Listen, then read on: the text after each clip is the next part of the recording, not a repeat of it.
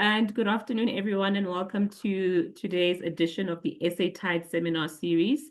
Really appreciate everyone taking time out of their very busy schedules to join us today. Our session today draws on the Operation Vulindlela case study series, which is available on our website should you wish to learn more. And we're joined today by Ryan Hawthorne, who's going to be taking us through his research, which looks into the ongoing port reform process in South Africa and what it means for competition, for efficiency, as well as the private sector participation. But before I hand over to Ryan, a few housekeeping rules. This is a 60-minute presentation. 45 minutes will be dedicated to Ryan taking us through the research, and then we'll have a 15-minute Q&A. We ask that you please keep your microphones muted for the duration of the session. And then once we get to the Q&A segment, you're more than welcome to raise your virtual hand or type a question in the chat. Okay, over to you, Ryan. Thanks. Thank you very much, Abena. And just to explain, this paper was co-authored with Nomhlanhla Msimango and Carla Offer at the National Treasury, and funded by UNU-WIDER, and we're very grateful for the funding. So thank you very much for that. So just by way of background, I should explain I'm an economist at Acacia Economics. We're a firm of competition and regulatory economists. So that's how I fit into the world. Just to make it very simple, I used to work at the Competition Commission many years ago, and that's my background, just so that everybody has that. Okay, great. So, I mean, as we know, and there's been a lot of news in the press lately, you know, our South Africa's ports are pretty inefficient. Now, whether we're stone last or whether we're in the bottom third, and I know there's a debate about the World Bank's methodology, regardless, I don't think anybody really disputes that South Africa's ports are hugely problematic from an efficiency perspective. And so we've done a very nice map here. My colleague Carla did a very impressive mapping out our eight ports, and and what this paper is really about, and you'll see news stories almost every day. Well, not quite every day, but very often, showing how Transnet is looking for a concessionaire for such and such a commodity or for such and such a service at a particular port. And what Transnet is doing is concessioning out each of these services, these terminal operations. So you can have in mind here, and the simplest and easiest for me at least is to think about is the container operations at a port. So you can think of a port, remember, as the land, the physical berth, and the sea, you know, the sea inlet and the harbor wall protecting the sea inlet and so on. And that's all managed by our Transnet Ports Authority. And that entity is supposed to have been independent from Transnet for many, many years now. It was a requirement in the 2005 Ports Act that this owner of the concrete around the berth and the sea, the inlet, and the related harbor walls and so on, all of that should be housed in a separate entity called the National Ports Authority, and it is. The problem is the National Ports Authority is also housed within Transnet, hence Transnet National Ports Authority. And the problem with that is Transnet also offers terminal operations. Okay, so Transnet's got Transnet Port Terminals. Now, at the moment, what's happening is there's an outcry, right? Our ports are the worst in the world, the least efficient. So the government says, fine, we'll react. Transnet thinks about it and says, okay, well, what should we do? And like many monopolies in South Africa throughout our history, what they've decided to do is enable private participation. So we're getting the reform, we're getting these efficient private sector providers to come in and help and reform, but as monopolies. So in other words, Transnet port terminals didn't break up the giant Durban port, for example, into many different container terminal berths, that could be concession to a whole variety of terminal operators like we see in the rest of the world. What they decided to do is concession it to one. But that's not the whole story. So what they do is not only partially privatize a monopoly, but they partially privatize the monopoly. So Transnet retains a very large stake in many of these concessions, including the one at Durban. And so what we're getting is we're not getting the reform at all that we're being sold, is what the purpose of this paper is trying to explain. And so we're not really reforming for rivalry. We're getting some private participation in a monopoly. And that's in many monopolies. And that's what we're trying to unpack for everybody here. Okay.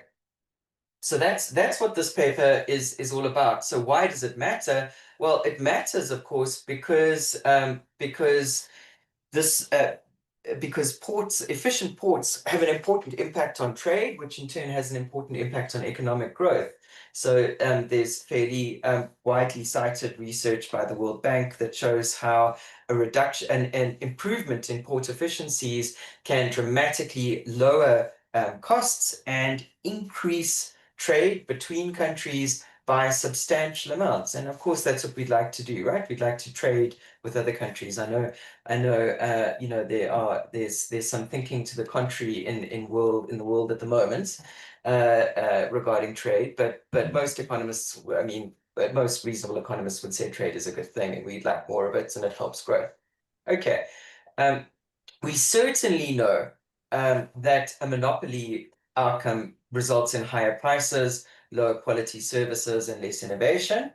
That we know, that's a standard analysis of monopoly outcomes. There's nothing surprising there. And what's really important to remember is South Africa has done this repeatedly. So Transnet is repeating the past.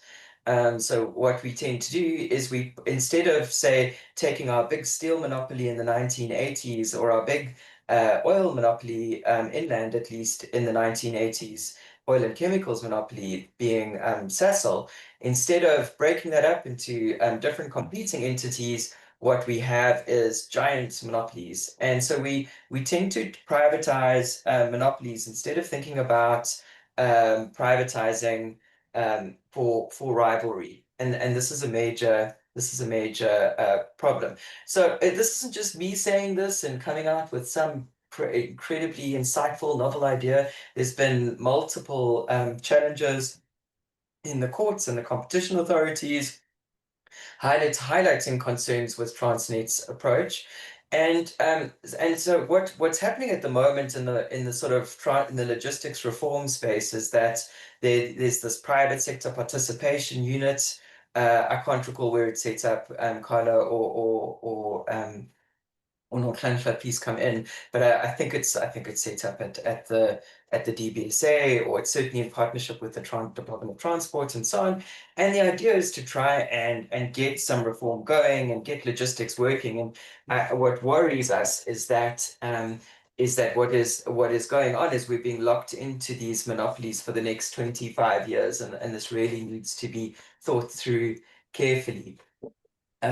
So what we have, what we've looked at, we look at a whole range of data, including on volumes and on prices and so on. And what the regulator often reports is that our prices are extremely high in South Africa. Our ports terminal prices are very, very high, which is precisely what you would expect with a monopoly outcome.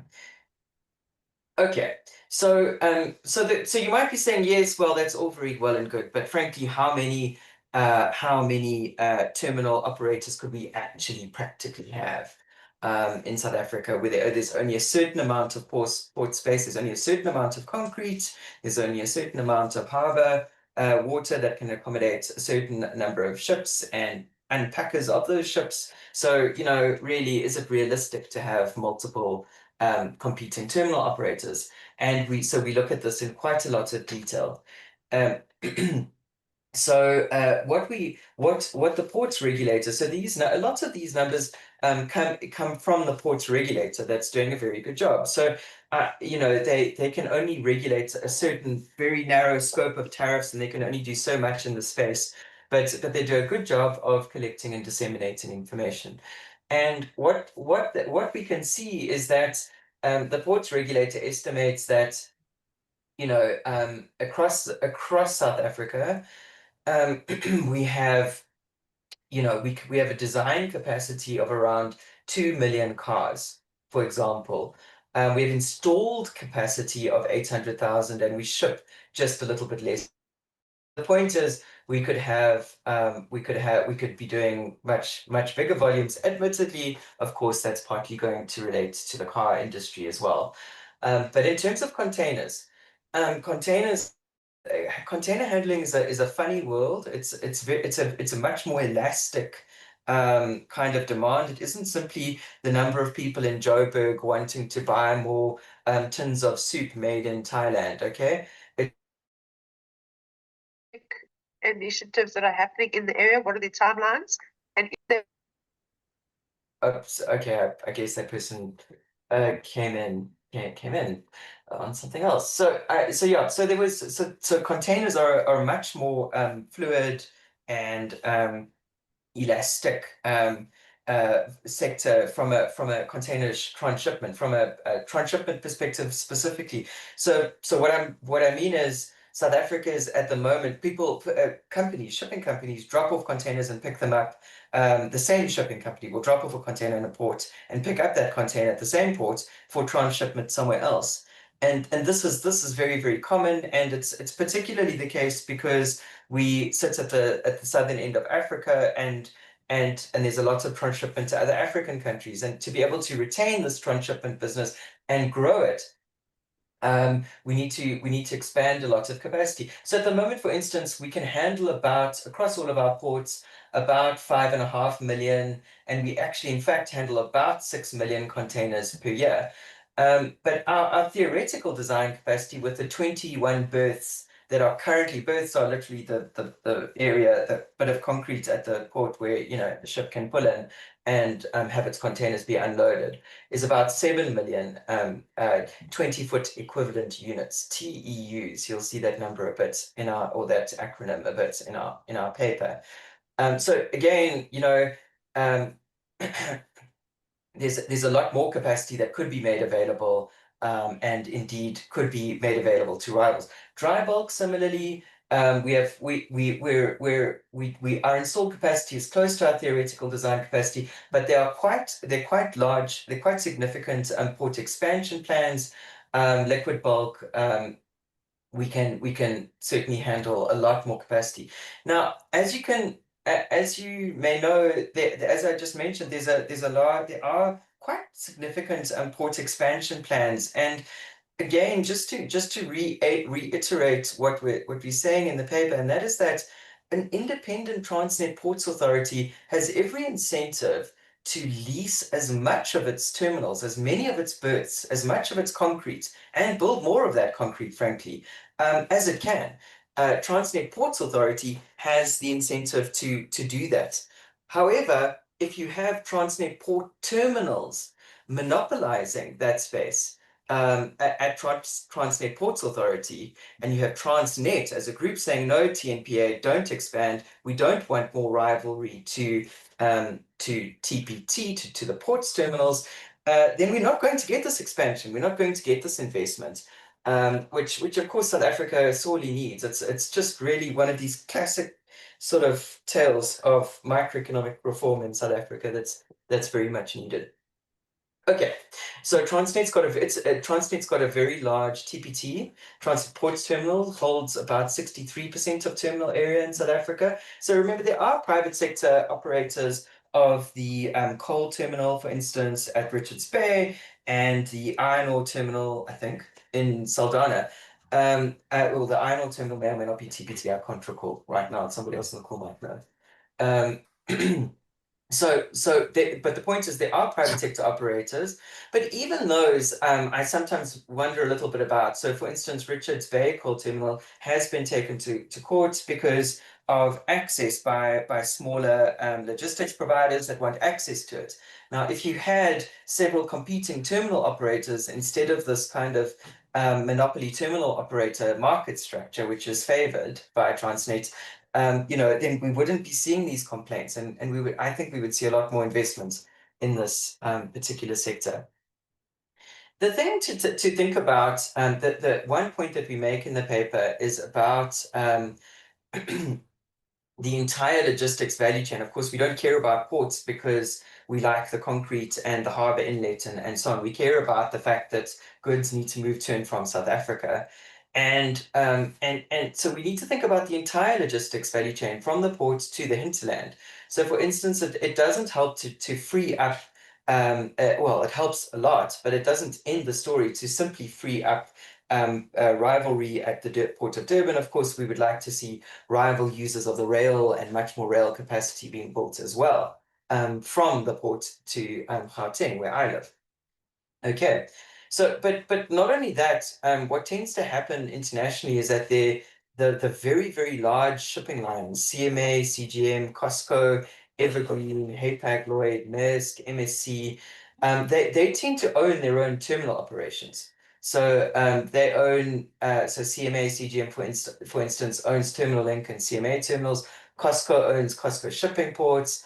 Evergreen owns 4 terminal operators, etc. So we have the shipping lines integrating with terminal operations. And the valuable aspect of that, as I said, is because container shipping, for instance, is elastic. So if you have shipping lines integrating with their own terminal operations, then they can use our ports as transshipment hubs. Now, this doesn't work with the government's current proposal, by the way, on cabotage. So cabotage, there's a current proposal floating around out there to encourage, to force international ships to drop off their containers, and then only local ships could, say, move a container from Durban port to Cape Town port once it's landed in South Africa. So that's what cabotage relates to. Now, we don't get these nice international integrations and transshipment activities happening if we have this kind of nationalistic approach to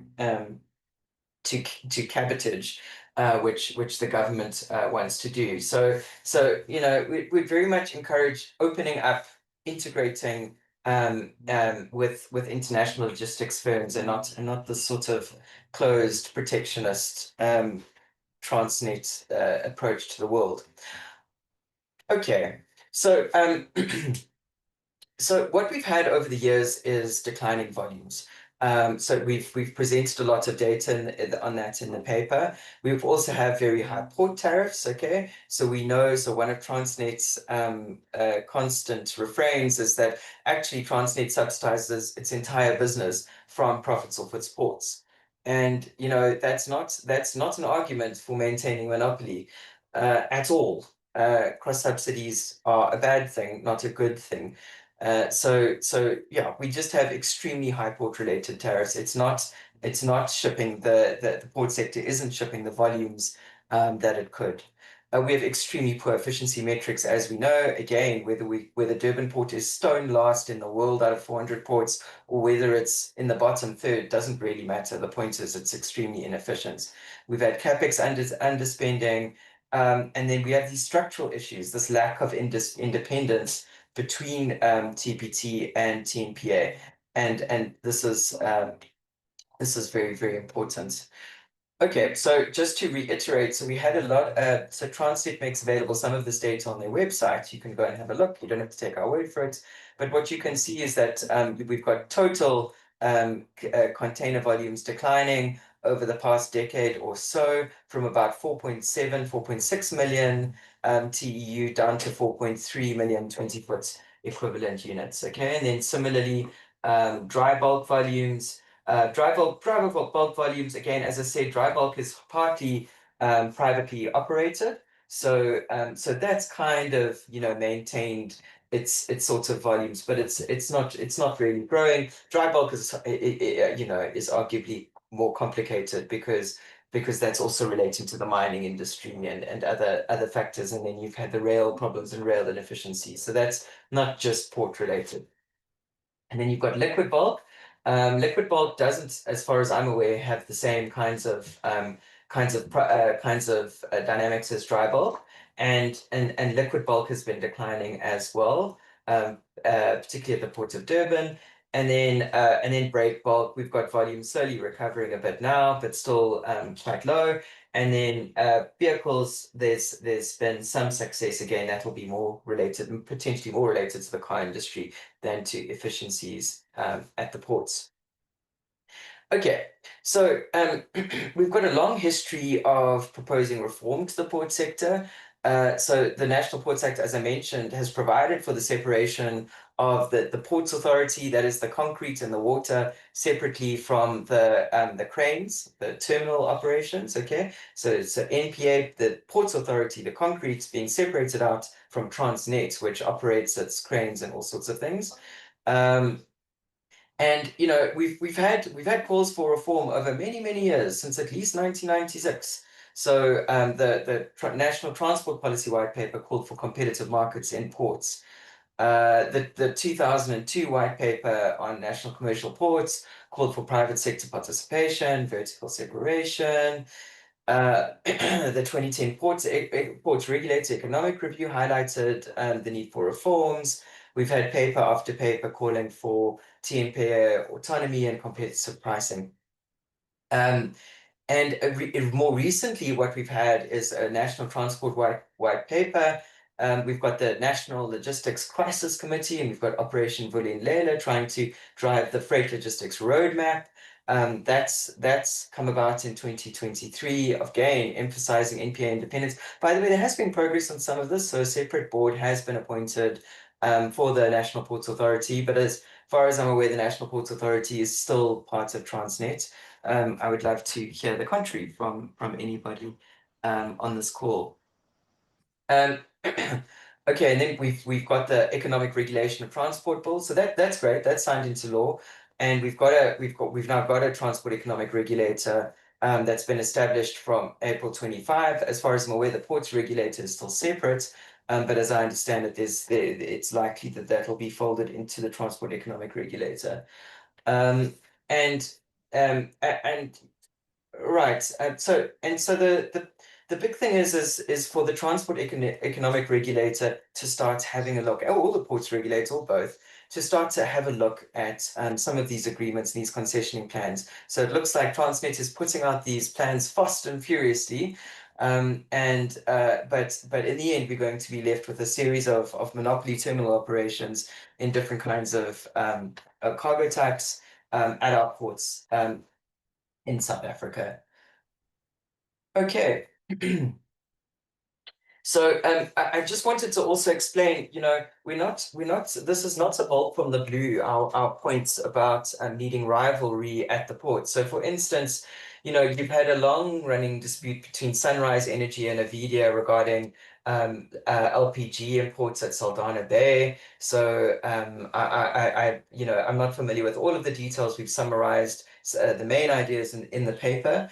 But the idea was that Transnet leased some space to one party, not leaving enough space or not providing enough access to that space for the other party. In other words, not taking into account consideration at all in the concessioning process. And of course, that should be a standard feature of any concessioning process, is to first say, well, how many rivals could we accommodate here? And let's concession accordingly. We should be taking account competition, taking into account competition right from the start.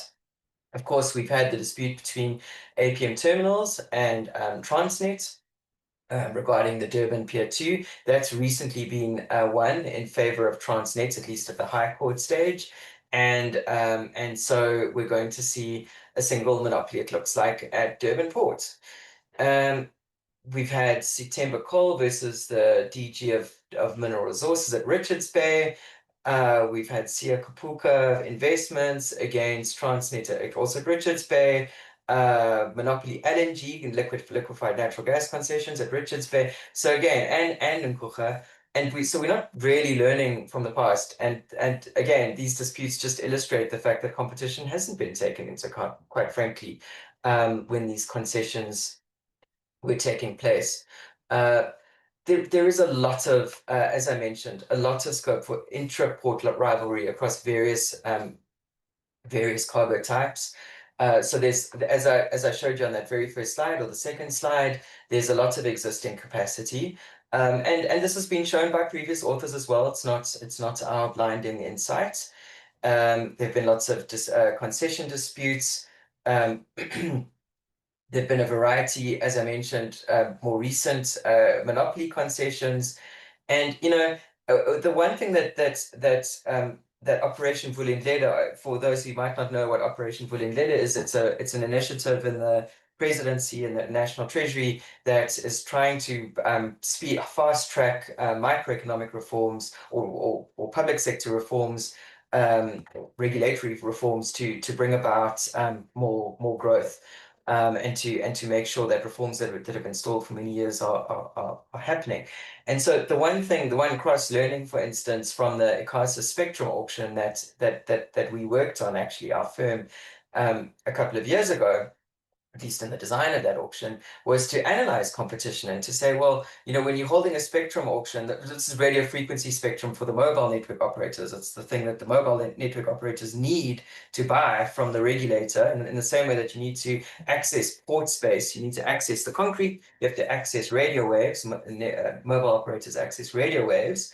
And of course, you study competition and you say, well, how many rivals is possible? How many possible users of the radio waves are there? Is it enough to have just MTN and Vodacom, or should we have MTN and Vodacom and Cell C, or MTN, Vodacom, Cell C, Telkom, or should we add Rain, or should we provide for a new entrant, and so on? So the idea is to study competition and to study the potential for rivalry before you go about auctioning off access to space on the airwaves. The exact same thing needs to be thought about when we're thinking about auctioning off the concrete at the ports. The last point to make, and this will be familiar to the competition practitioners on the call if there are any, and that is the one monopoly profit theory. So again, even a monopoly National Ports Authority, so even a monopoly owner of all the concrete at Durban Port, has an incentive to have as many users of that concrete as possible, because that monopoly owner of the concrete can make more money if it has many more competing companies using its space. So actually, an independent National Ports Authority would have an incentive to maximize revenue, which is why that first step, that first reform, breaking off the Ports Authority from Transnet, is such a critical step that really does need focus. Okay, so let's get into how do we actually work out how many operators? So it's all very well to say how many competitors should we have, and all of that sounds very nice. But realistically, how many terminal operators can we have at Terminal 3? And the way that economists think about this, and there's a very nice paper by a guy called Notterboom in 2022, and they look at sort of economies of scale. Okay, and they look at minimum efficient scale is the term. So they look at the point at which container throughput at a single terminal, okay? So in other words, for a single terminal operator, where does it reach its minimum costs per container, okay? And there are ways of calculating this. So you can derive this. So you can say, well, you need to have at least 2 berths per terminal operator. Okay, that's the very minimum, because the sea is an awkward place. Ships arrive when they arrive. Okay, the weather happens, delays happen. There's a lot of chaos out there. So you do need to have at least 2 berths. And then you can assume some sort of berth utilization. A reasonable assumption, according to the industry, is about 36%. You can assume some ships per week, and you can assume a size per ship. Okay, and there are different sizes of ship.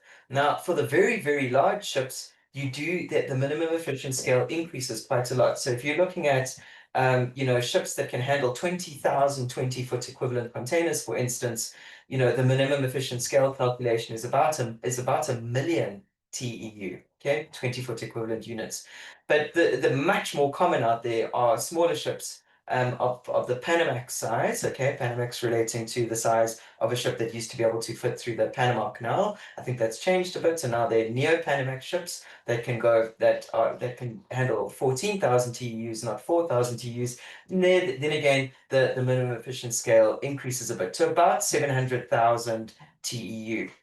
Trying to keep that 700,000 TEU number in your head, because that's about the minimum efficient scale for a terminal operator, and that's been measured by different studies of ports in different parts of the world that we cite in the paper.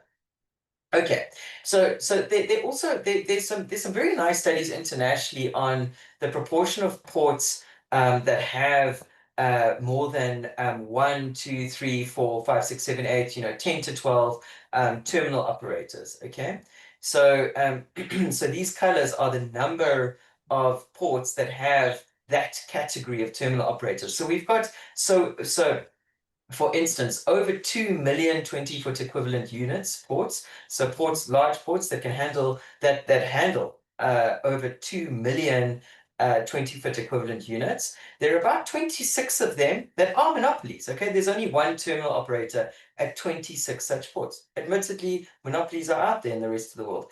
However, that's only about 30% of ports internationally. The bulk of ports internationally have more than one terminal operator. Okay, so we put a Durban mark here because Durban is well over 2 million TEU per year. And in some of these ports, admittedly larger ports, you can have 10 terminal operators. Okay, those are very, very large ports, well over 2 million. But even if you're just at the cusp of 2 million, TEU, you've got 18 ports that have two terminal operators. You've got 8 ports that have 3, 5 ports that have 4 terminal operators, etc. And Durban fits in about this category over here, which can handle about 4 port terminal operators. How many port terminal operators do we have? Well, after this new concession, as I understand it, we'll have pretty much one. Okay, so we've had a massive, for the next 25 years, by the way. So there's a massive missed opportunity here, massive missed opportunity. That's not the whole story, because Durban Port is expanding a lot. And so we just need to make sure that when those expansions happen, they don't just get concessioned off, heaven forbid, to the exact same monopoly, i.e. Transnet Port Terminals or TPT and one partner, one JV partner, but to multiple port terminal operators. Okay. As we can see, of course, there is a positive relationship between port size and the number of terminal operators, as we could expect. But yeah,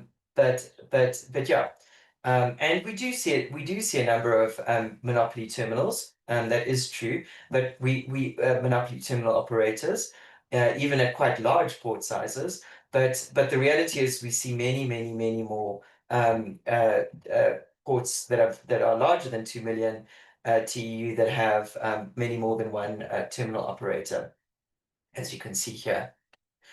Okay, so there's intraport rivalry. By intraport, I mean at the same port. So there's interport rivalry. That would mean breaking up TNPA itself into its different ports. So we'd have 8 different port authorities, like you see in many parts of the world. That's interport rivalry. The intraport rivalry is also possible in a range of different other products, including liquid bulk, dry bulk, etc. And as I've said, there have been disputes in these areas. And so it is quite important to think about rivalry intraport for all of these different categories of products. So to go through some of what we've suggested for reform in the current process. So the very first thing, as I've mentioned, is the structural separation of the Ports Authority. That's been in the National Ports Act since 2005. It really needs to happen. It needs to go ahead. Of course, Transnet will try and fight this. Monopolies don't perform themselves. And if there's some debt that needs to be taken on to the Ports Authority's balance sheet to make this happen, then this needs to be thought through, but it needs to happen. It's really important. And then the Minister of Transport is able to issue policy directives.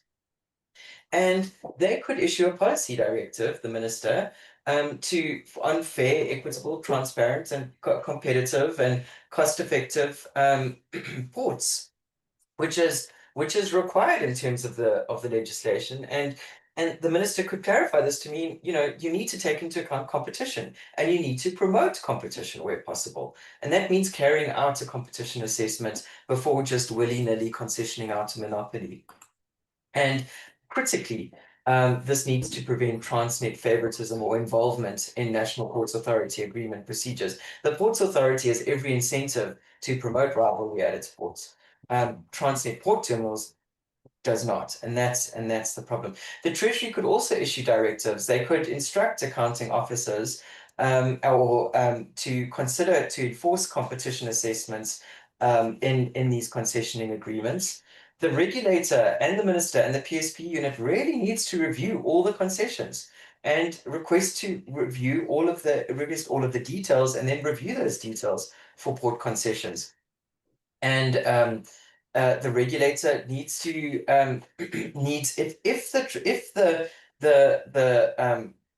if Transnet wishes to concession out a monopoly, if that is the case for any cargo at any individual port, then the regulator's approval should be sought. And the regulator should consider whether they have considered this properly, whether the Ports Authority has actually taken into account competition or not. And if all of this doesn't happen, then the Competition Commission could carry out a market inquiry, because the Competition Commission is empowered to structurally separate entities after a market inquiry, and that's precisely what needs to happen. Alternatively, a complaint could be lodged with the regulator. Again, the PSP unit, this private sector participation unit, really needs to consider competition when it's putting out these new concessions and leases. And again, the National Treasury's approval should be sought if there's going to be a monopoly. Okay, and those are our short-term recommendations. Then in the medium term, the ports regulations need to be updated. There's a requirement for a periodic economic review of port competition. I mean, that should be the ports regulation should be updated to require a periodic review of competition. Again, the NPA should be mandated to consider competition when it's developing its concession frameworks, and an ex ante regulatory framework should be considered for competition at ports. So, for instance, in Australia, it's simply not permitted for any one terminal operator to own more than, I think it is 25% of port space. I think it's either at one port or across several ports in a certain port region in Australia. The Competition Commission ought to enter into a memorandum of understanding with the Transport's economic regulator, and the Ports Act should be amended to require competition assessments for all of these Section 56 agreements. And monopoly Section 56 agreements should be subject to the Transport Economic Regulator's approval, as I've mentioned. The PFMA regulations might be amended. So a lot of this comes out of the PFMA. In other words, it's under the control of the Treasury. And if there's going to be a very large material lease or disposal of a state-owned asset, then a competition, then the Treasury should require, in terms of the PFMA regulations, to require a competition assessment before that's carried out, so that we don't sit with these monopolies for many years. And then once we have a competitive market structure in the medium term, then you can have tariff deregulation. You don't need to have a regulator stepping in and thinking about what should all of the various tariffs be for various different kinds of port-related services. In the longer term, what we've proposed is the structural separation of ports. So we've proposed supporting inter-port rivalry. So we've had devolution of ports in many countries. So that would be devolving ports to different port authorities, and that's been the case in many countries, including developing countries. And a lot of this, by the way, applies in developing countries. So before we get the standard refrain that South Africa is different and weird and we couldn't possibly reform. This is a standard outcome in many developing countries, including Argentina and Brazil and Colombia. And by the way, there have been studies showing the benefits of inter-port rivalry. So in other words, breaking up the NPA into different port authorities. So for instance, in Colombia, container moves per hour increased from 16 to 25. Prices fell by a whopping 75% after these reforms were implemented. And by the way, South Africa had rival ports prior to 1910. These weren't all one great big giant monopoly as they are now. They all competed with one another for different cargo. And by the way, we already have some interport rivalry from Maputo, from Walvis Bay. The problem is that our ports are going to fall further and further behind. There are more logistics links being put into Namibia at the moment, very large ones, the Trans-Kalahari corridor, and you're going to find shippers who are shipping lots and lots of mining equipment and products inland to Botswana, to Zambia, to Malawi. They're going to start moving their cargo to Walvis Bay, away from Cape Town and away from South African ports. And then similarly, of course, Maputo is actually the closest port to Gauteng. It's closer than Richards Bay, in fact. And so we are going to face increasing competition from our regional neighbors, whether we want it or not. And if we're going to be able to compete with our regional neighbors, we need to compete. We need to carry out these reforms to make our ports more efficient, to promote interport rivalry. So, and that is my presentation. Let me stop there and take any questions. Thank you, Ryan, for that insightful presentation. I saw a lot of reactions from Teresa, so she may have some questions. We're now in the Q&A segment of the seminar. So you're welcome to raise your virtual hand if you have a question. Otherwise, you can type your question in the chat. Ryan, I see you already have a question in the chat. Shall I From read it? Kosinati, right? Yes. No, I've got it. Okay, so the question is, it's about structural. If more meaningful separation could take place, what kinds of regulatory or governance safeguards would be needed to ensure that market power isn't simply concentrated in a new form? Fantastic point in Kosinati, and of course, TNPA would still be a monopoly of Port Authority after all of this. They will still be a monopoly owner of the concrete and the waters.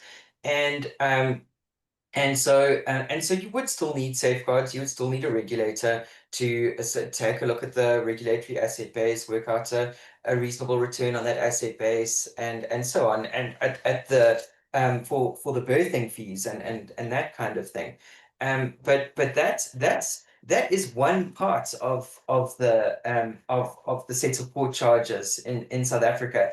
I mean, if we had rivalry on the ports, we would be dealing with a whole range of other port charges that could be subjected to rivalry that you wouldn't need a regulator for anymore. But I take your point. Absolutely, that's quite right. Would it be replaced entirely? Could the Ports Authority figure out a clever way to try and extract its monopoly profit from its terminal operators? That is something to be on guard for, and certainly that is why we will continue to have a transport economic regulator for regulating those berthing fees and the like that are currently in place. Thanks for that question. Great question. Thanks, Brian. And then we have a question from Mihalis. Mihalis, I'm sorry if I'm butchering your name, but you're welcome to unmute yourself and ask the question. Thank you for that. Yes, it is Michaelis, like the Michaelisberg Mountains. Thank you for your presentation, very insightful. I look forward to reading more detail in the article. I have a question though around, at the moment you lament, which many of us do, the fact that the National Ports Act of 2005 said that NPA should become a subsidiary of Transnet. Would you advocate for even a step further of saying that the National Port Authority should be separated from Transnet as opposed to a subsidiary? from your understanding of competition and whatever else in the studies you've done, would it be preferable for the National Port Authority to become separated from Transnet rather than being a subsidiary? Yes, I Thank mean, you. the simple, straight answer is obviously yes, absolutely. You know, I actually understood. I mean, the legislation refers to a national ports authority, not a Transnet national ports authority. So, I mean, yeah, I absolutely. It needs to be a totally independent body, in the same way that, you know, the National Transmission Company of South Africa ought to be separated out of Eskom and have nothing to do with generation and distribution. So it should just be separately owned by the government. You know, that's absolutely what ought to happen. It should have nothing to do with Transnet. Thank you. Can I have a further question, or somebody else first? You're welcome to go ahead. Thank you. I see your main focus was on terminal operations and trying to introduce rivalry there. Did you have a look at marine services, which is also under the National Port Authority, and what observations did you have there? Is there potential for deregulation of marine services, perhaps? Great question. I don't know anything about marine services, and we didn't study it. It's not in the scope of our paper. As I understand it, there is from a couple of the papers I read, I understand that it is certainly possible to have some degree of competition for certain services that the Ports Authority offers. But quite frankly, I'm not an expert on that, and I don't know. We didn't study it. Out of interest sake, is there scope for that as far as you're aware? I think I was just checking if you had done some research on that, because I would like to do some research on that. So thank you for that. I think that's a great question. And perhaps we no can idea. collaborate. Perhaps we can collaborate. Thank you. Sure. Thank you, Michalis. Teresa has her hand up. Teresa, please feel free to unmute yourself. Okay, I'm aware that the 2005 Ports Act does mandate NPA structural separation from Transnet, and also to like open up access, but the full independence I don't think has been implemented. Can you comment on it? Yes, that's absolutely, that's as I understand it as well. That's absolutely has not been implemented, and it's the very first thing that should be and started with. As I understand it, what's happened is that a separate board has been set up, a separate company, I guess, set up for that board to sit on. Within Transnet has that, you know, there is a separate board, and it's supposed to be undertaking this process of separating out the National Ports Authority, but that's all been quite recent. I'm not sure what the latest update on that is. But absolutely, that's the first most critical step. The Port Authority needs to be separated from terminal operations. Teresa, do you have a follow-up to that? Or are you okay with Ryan's response? No, I'm okay. Thanks so much. Thank you, Teresa. Ryan, we have one more question in the chat. It's still from Gosinati.